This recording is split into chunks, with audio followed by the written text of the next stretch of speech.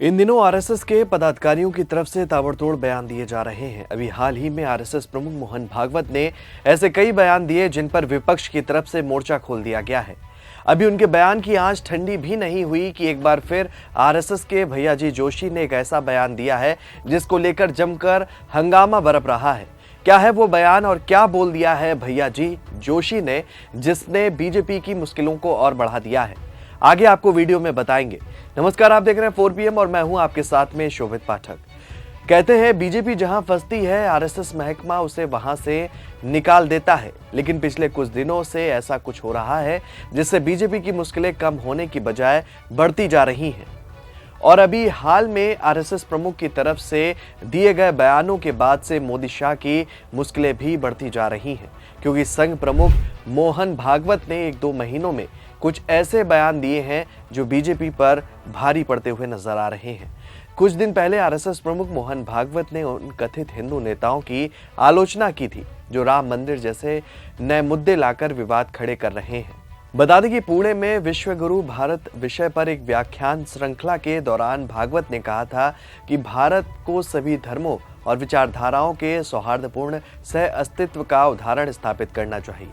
उन्होंने यूपी के संभल की शाही जामा मस्जिद और राजस्थान के अजमेर शरीफ जैसे धार्मिक स्थलों की उत्पत्ति को लेकर हालिया विवादों की पृष्ठभूमि में ये बात कही थी। बता दें कि भागवत ने उस दौरान कहा था कि नफरत और दुश्मनी से नए विवाद पैदा करना अस्वीकार है। उन्होंने ये भी कहा कि भारत में कोई बहुसंख्यक या अल्पसंख्यक नहीं, सब एक हैं। भागवत का ये बयान ऐसे समय पर आया था जब मंदिर मस्जिद का मामला तेजी से चर्चा में चल रहा था। बता दें कि भागवत ने उस दौरान कहा था कि भारतीयों को अपनी गलतियों से सीखना चाहिए, उन्हें भारत को विश्व के लिए एक आदर्श बनाना चाहिए। उन्होंने कहा कि हमें विवादित मुद्दों से बचकर समावेशिता का उदाहरण पेश करना चाहिए। राम मंदिर आस्था का विषय था और हिंदुओं को लगता था कि इसका निर्माण होना चाहिए। नफरत और दुश्मनी से कुछ नए स्थलों के बारे में मुद्दे उठाना अस्वीकार है।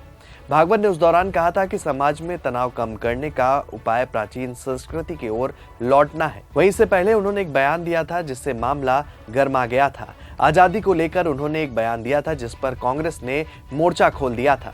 बता दें कि मोहन भागवत ने कहा था कि अयोध्या में रामलला की प्राण प्रतिष्ठा की तिथि प्रतिष्ठा द्वादशी के रूप में मनाई जानी चाहिए, क्योंकि अनेक सदियों से दुश्मन का आक्रमण झेलने वाले देश को सच्ची स्वतंत्रता इस दिन मिली थी। वहीं इस बयान के बाद कांग्रेस नेता राहुल गांधी ने मोर्चा खोल दिया था और आरएसएस चीफ मोहन भागवत के राम मंदिर वाले बयान को राजद्रोह तक करार दिया था। मोहन भागवत ने कहा था कि राम मंदिर बनने के बाद ही देश को सच्ची स्वतंत्रता मिली थी और इसी को लेकर राहुल गांधी ने कहा कि ऐसा कहना हर भारतीय का अपमान है। उन्होंने कहा था कि यदि किसी दूसरे देश में मोहन भागवत ने ऐसा कहा होता तो अब तक उनकी गिरफ्तारी हो जाती। उस दौरान भागवत ने कहा था कि अयोध्या में रामलला की प्राण प्रतिष्ठा की तिथि प्रतिष्ठा द्वादशी के रूप में मनाई जानी चाहिए, क्योंकि अनेक सदियों से दुश्मन का आक्रमण झेलने वाले देश को सच्ची स्वतंत्रता इस दिन मिली थी। राहुल गांधी ने उस दौरान कहा था कि भागवत ने जो कहा वो राजद्रोह के समान है, क्योंकि उनके कहने का मतलब संविधान अवैध है, अंग्रेजों के खिलाफ लड़ाई अवैध है। किसी दूसरे देश में तो अब तक उन्हें गिरफ्तार कर लिया जाता और उन पर मुकदमा भी चलाया जाता। उन्होंने कहा कि भागवत का ये बयान हर भारतीय का अपमान है। राहुल गांधी ने उस दौरान कहा था कि अब समय आ गया है जब इस तरह की बकवास सुनना बंद होनी चाहिए। उन्होंने कहा कि 2 विचारों की लड़ाई है, एक हमारा विचार है जो संविधान का विचार है, दूसरी तरफ आरएसएस की विचारधारा है जो इसके उलट है। कांग्रेस नेता ने उस दौरान कहा कि देश में कोई दूसरा दल नहीं है जो भाजपा और आरएसएस के एजेंडे को रोक सके, सिर्फ कांग्रेस ही इन्हें रोक सकती है, क्योंकि हम एक विचारधारा वाली पार्टी हैं। वहीं अब एक और आरएसएस की तरफ से बयान निकलकर सामने आया है जिसका विरोध शुरू हो गया है। मोहन भागवत के बयान के बाद राष्ट्रीय स्वयंसेवक संघ के वरिष्ठ नेता भैयाजी जोशी ने हाल ही में गुजरात विश्वविद्यालय में एक कार्यक्रम के दौरान एक विवादास्पद बयान दे दिया, जिसमें उन्होंने कहा कि कभी कभी धर्म की रक्षा के लिए हिंसा जरूरी हो सकती है। उनका कहना था कि हिंदू धर्म में अहिंसा का तत्व निहित है, लेकिन यदि हमें अहिंसा की अवधारणा की रक्षा करनी है तो कभी कभी अहिंसा का सहारा लेना पड़ता है। उन्होंने ये भी जोड़ा कि हिंदू सदा अपने धर्म की रक्षा के लिए प्रतिबद्ध रहे हैं और इसके लिए उन्हें वे काम भी करने पड़ते हैं जिन्हें दूसरे लोग अधर्म मान सकते हैं, और ये वही काम हमारे पूर्वजों ने भी किए थे। इस बयान के बाद फिर विवाद खड़ा हो गया है। बता दें कि भैया जी जोशी ने कहा कि भारत का कर्तव्य है कि वो शांति के पथ पर सबको साथ लेकर चले और जो ऐसा कर सकता है वही असल में शांति को स्थापित कर सकता है। उन्होंने अपने भाषण में ये भी कहा कि हिंदू धर्म मानवता के केंद्र में है और भारत को मजबूत बनाने का मतलब सिर्फ अपने देश को मजबूत करना नहीं बल्कि पूरी दुनिया को ये विश्वास दिलाना है कि एक मजबूत भारत और हिंदू समुदाय सभी के हित में है। उनका मानना है कि एक मजबूत और समृद्ध भारत अपने कमजोर वंचित वर्गों की रक्षा करेगा, जो कि मानवता का असली संदेश है।